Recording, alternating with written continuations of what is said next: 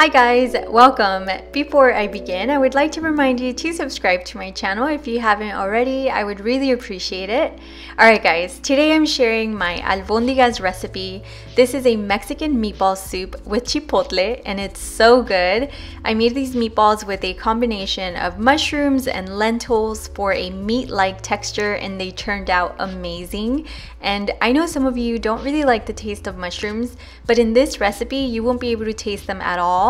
These meatless meatballs are great because they don't fall apart in the soup. Also, I made them with the same spices and herbs that I used to make the meat version with years ago. So these vegan meatballs are just as savory and they hold up well. They're also really good for you. They contain lots of fiber and protein from all the plant-based ingredients in them. So if you're interested in this recipe, let's get started. These albondigas right here were the second batch I made. I was experimenting and made them entirely out of lentils and other veggies, but I wasn't too happy with the texture. They looked and tasted great, but they were too mushy for my preference. It wasn't the right texture at all. So I decided to add mushrooms and it made all the difference. With the mushrooms, the texture was almost meat-like, which is pretty amazing when it's plant-based. So of course, you're gonna need mushrooms, lots of them. For this recipe, I used portobello mushrooms, and I should mention that they are deeper in color. So if you want your meatballs to be lighter in color, you can use a white mushroom like creminis or something like that. The first step is to cut the mushrooms into little squares, just like this. Then you want to heat up a large frying pan over a medium flame and add them. You want to cook them until they are no longer releasing any liquid. To help the mushrooms sweat out the water, sprinkle a pinch of salt over them and mix them around, and then just let them cook, and you'll notice that soon enough they'll release a lot of liquid, just like this. So to speed up this process, I did drain the liquid and continue to cook them for another 7 minutes or until they no longer released any liquid at all. I set the cooked mushrooms aside and now I'm going to cook the chopped white onions and diced tomatoes. They also release a lot of liquid, so I'm going to add a small pinch of salt to them as well. This speeds up the process for them to release all the water they retain, and I'm going to cook them the exact same way as I did the mushrooms. And while they're cooking, I'm going to show you the other ingredients.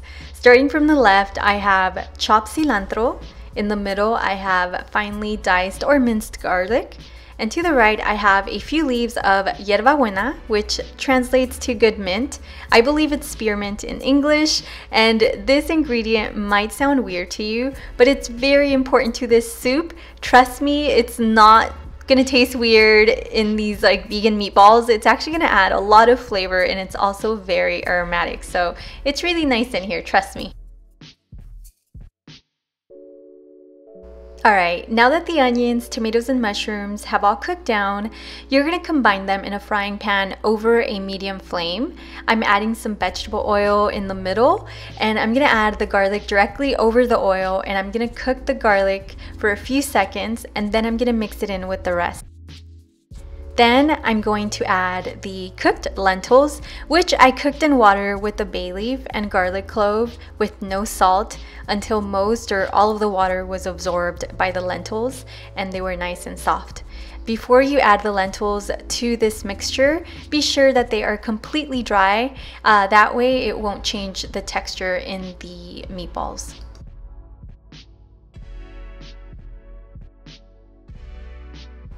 Then you're going to add the finely chopped yerba buena, followed by the cilantro as well as oatmeal oats. Mix everything well, and at this point I went in with my bean masher and mashed the mixture. Not too much, but enough to where you couldn't see the shape of the lentils as much. And you're going to want to allow the mixture to cool down. Then you're going to want to transfer to a large mixing bowl. Once the mixture is in the mixing bowl, you're going to add nutritional yeast and ground flax seeds. The flaxseed is going to act like an egg in this recipe. Also, I mixed in vegan bouillon in some water, then I poured it into the mixture. You can also add vegetable broth in its place. If you don't have vegan bouillon, it'll be just as good. And this is not only going to flavor the vegan meatballs, but it's going to bind all of the ingredients together. And finally, you're gonna mix in the panko breadcrumbs. Then you're gonna taste the mixture and adjust the seasoning. Maybe add a bit more bouillon or salt to taste, or other seasonings like onion or garlic powder. But remember that the soup is also going to be flavored, so be careful not to over salt.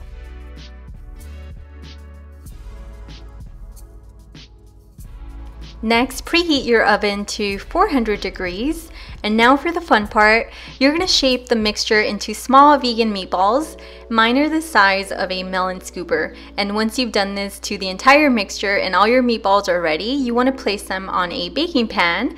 I line mine with a silicone sheet to prevent sticking, but if you don't have one, that's perfectly fine. You can always spray with a little bit of cooking oil and then bake them for about 10 to 15 minutes or until they're golden brown. Or if you prefer, you can also fry them, so that's definitely up to you. While they're baking, I'm gonna make this soup. In your blender cup, you're gonna add Roma tomatoes, garlic, a wedge of onion, vegan bouillon, chipotle pepper, plus a few teaspoons of the adobo sauce that it comes in, and water, and you're gonna blend it up until it's very smooth. Then in a medium-sized pot over a medium flame, add a little bit of vegetable oil and slices of onion. Cook them in the oil for about a minute and a half. Then pour in the soup. This is optional, but I love sliced carrots in my albondigas.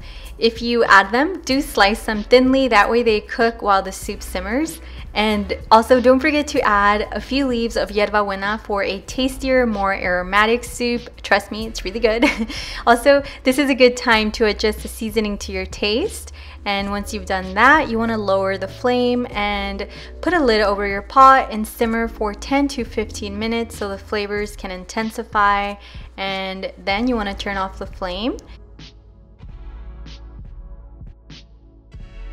The vegan meatballs are out of the oven and the soup has simmered, and now I'm gonna serve it and eat it. By the way, you can add the meatballs into the soup, they should hold up, but in my case, I just plated them with steamed white rice that I cooked separately.